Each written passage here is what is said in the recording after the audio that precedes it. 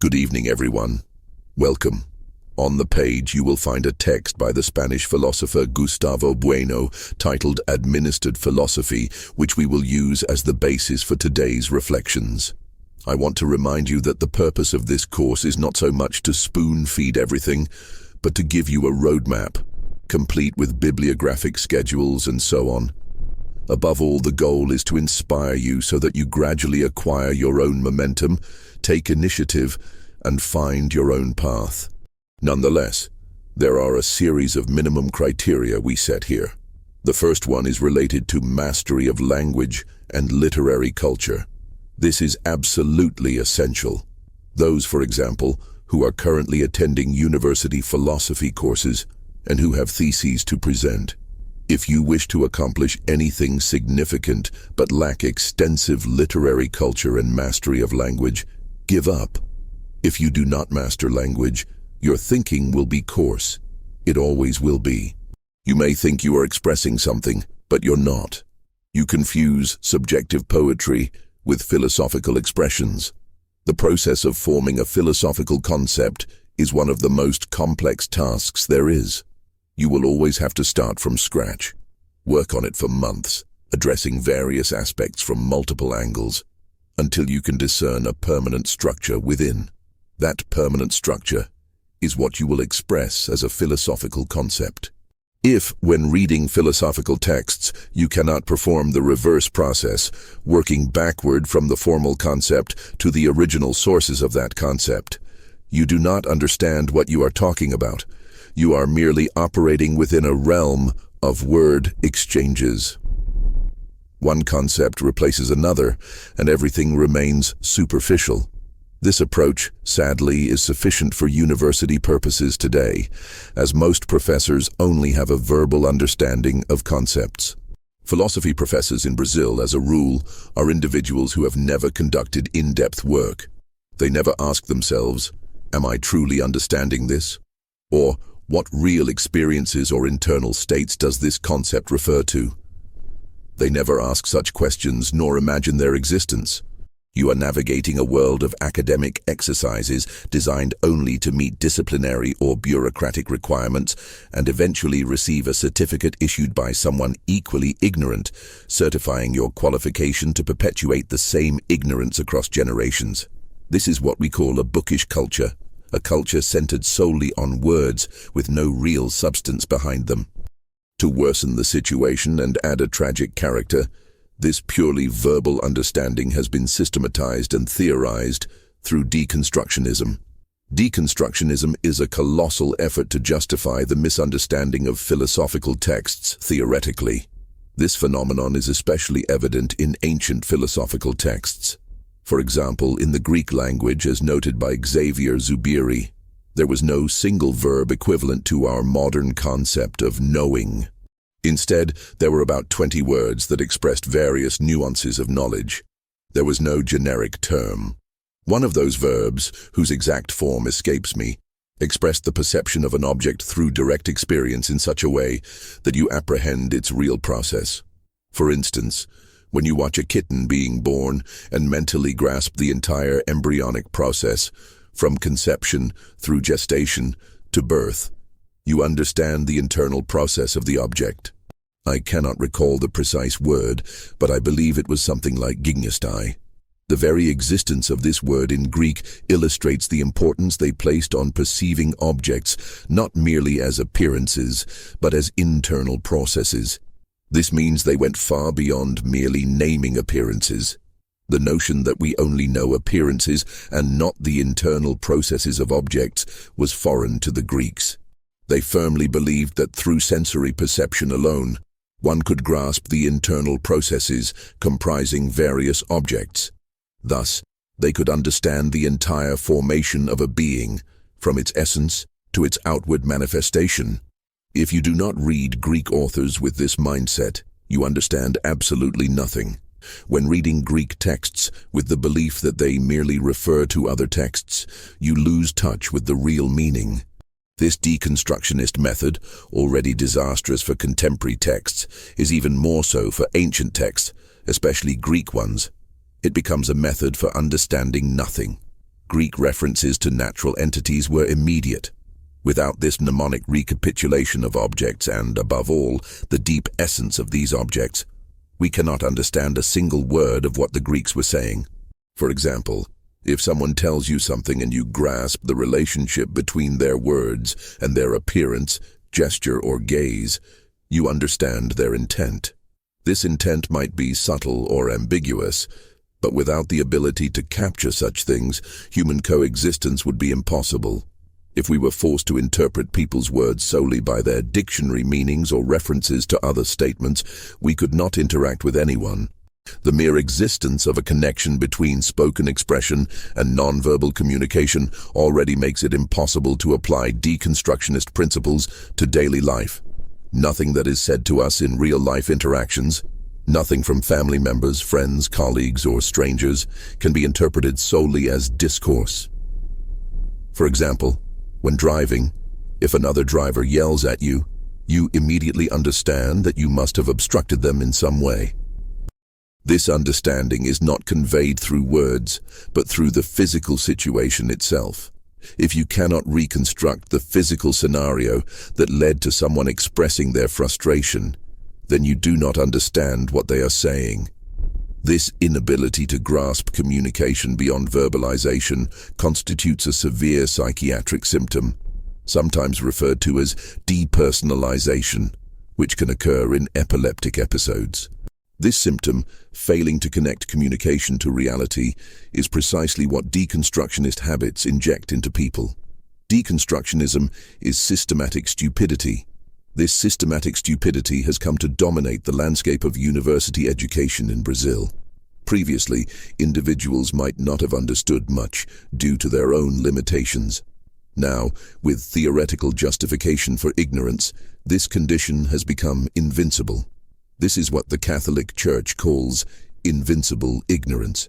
At some point, you must choose whether you want to conform to this system, becoming like those infected by this intellectual virus so you can be accepted as a university professor, or genuinely understand philosophical texts. Unfortunately, there is no middle ground.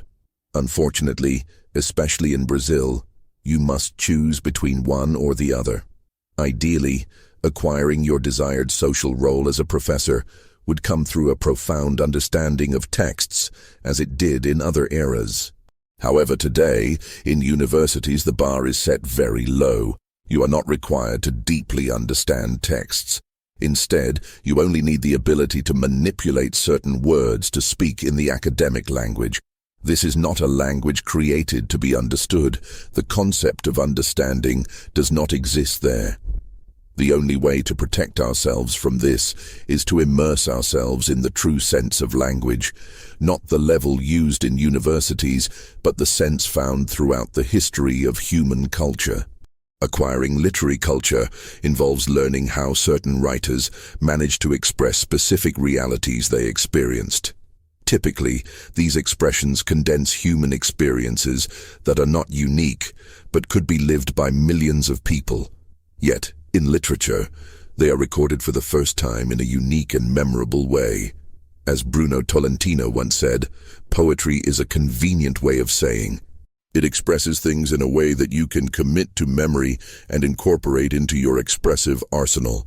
When you repeat these expressions, whether verbatim or adapted, created by great writers, you give your personal experience a historical and cultural resonance by analogizing it to prior experiences expressed by other poets. For example, in the preface to my book Imbecil Coletivo, in the final paragraph, I use 5 or 6 phrases reminiscent of famous verses or sentences from universal literature. What am I doing? I am embedding my experience within a tradition. If viewed through a deconstructionist lens, I would merely be repeating what others have said. However, by blending 5 or 6 distinct expressions, I am not repeating them but expressing my impression using language shaped by tradition. As Aristotle said, there is no understanding of the absolute singular. That which has no analogy to anything else cannot be understood. It can only be narrated or expressed in some way. When analogies emerge, you begin situating that experience within its historical analogues, and only then can you reason about it. The expression of an impression is the first requirement for understanding.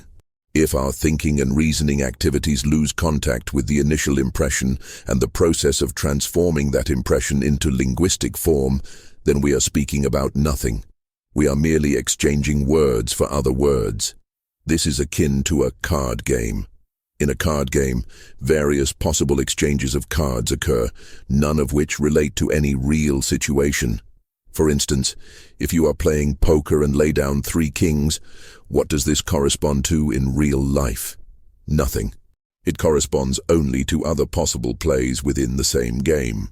The process of expressing an impression, which gradually condenses into transmissible concepts capable of being discussed, corresponds, in reading, to the inverse process, tracing back from the defined and even dictionary-listed concept to the impressions that originated it. If you do not do this, you understand nothing.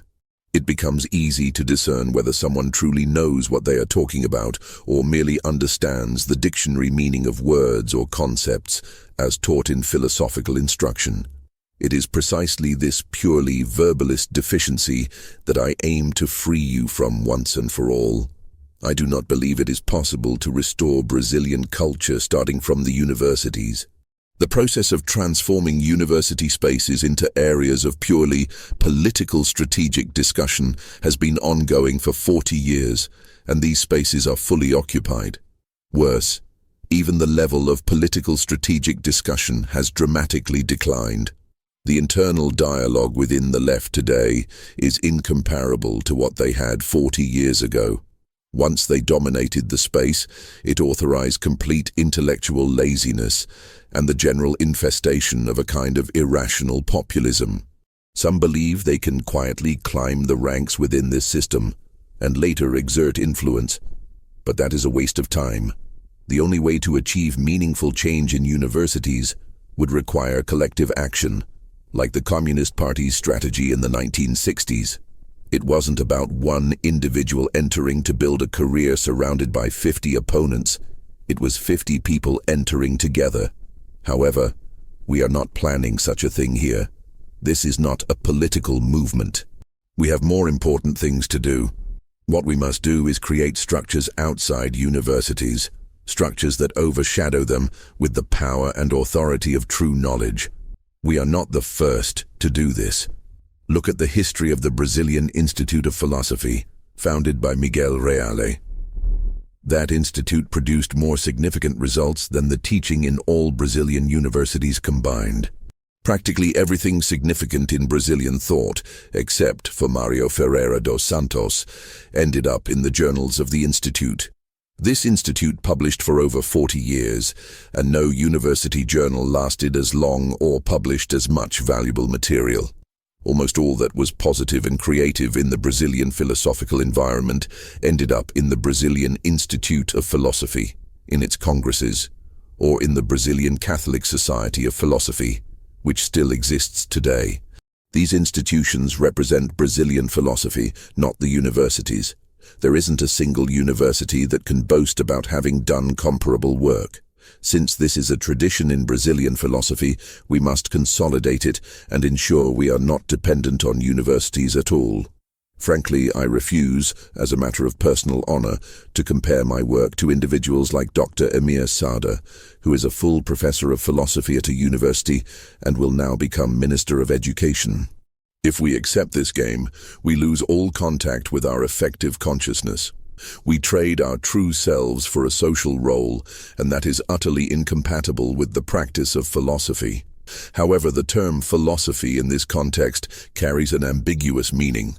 This ambiguity is addressed in Gustavo Bueno's text, which I will now read and comment on.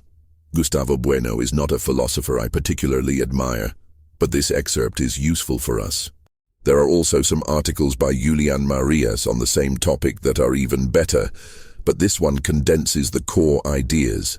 Bueno writes, "In a short period, the institutionalization of philosophy, which began with Plato's Academy, extended steadily. It was as if political power responded to Socrates' ironic proposal.